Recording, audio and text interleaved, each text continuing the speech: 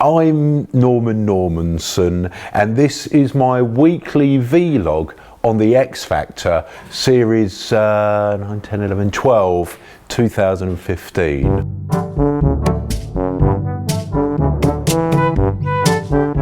This week, of course, was movie week. I do often think to myself, I wonder what I would sing given the chance. I'd probably sing something like Flash by Queen, or maybe any of the Tina Turner numbers from Mad Max. Well, the first thing, of course, I was a bit confused because I saw on the stage that I thought I just was dunking a digestive into my cup of tea there, and I looked up and I saw these big two letters, and I thought Eminem was going to come on stage, and I realised at closer scrutiny that it was the two letters M and N. And there he was, Eminem singing MIB on the show.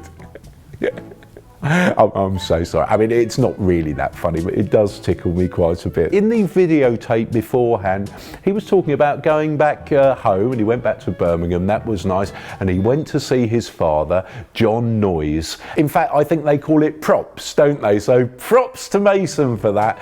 That really seemed to work out quite well for him. And thank you, Mr. Noyes, for encouraging Mason to do so well on the show, even though he's still not my cup of tea, but I guess time will tell. Jay Chesterman, he went back to see his dad, which funnily enough is also called Jay Chesterman. If my dad were also called Norman Normanson, because if you think about it, then that would make me Norman Normanson's son, and that would be hilarious in itself. At least I find it quite funny. Now Louisa, a big fan, she has this most natural voice. Although they say it's not a popularity competition, it kind of is in a way. It's the same sort of thing that people say about some people I know, not me of course. I mean, I'm a bit like Marmite, aren't I? Either you put me on toast or you don't, you know.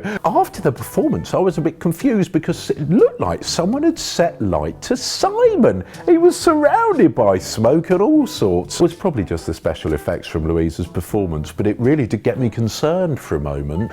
Jess Glynne was back again last night, and wasn't that a pleasure to see? She's marvellous. That's a voice, if you ask me.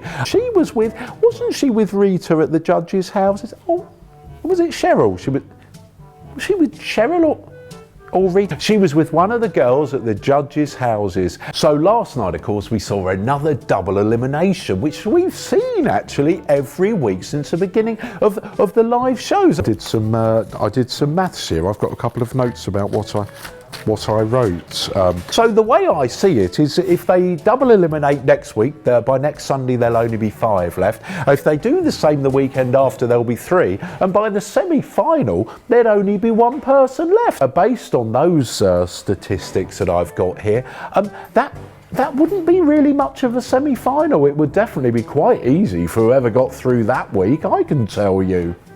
I'm Norman Normanson, I always will be, and that was my wrap-up of the X Factor weekend 2015, I think it is. Yes, is it 2015? Hang on a minute, when was the Olympics? That was 2012. 2012, 13, 14, 15, of course, let's try and work.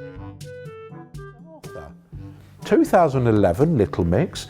2012, James Arthur. 2013, Sam Bailey. 2014, Ben Haynow. 2015, yes, it's 2015, the X Factor.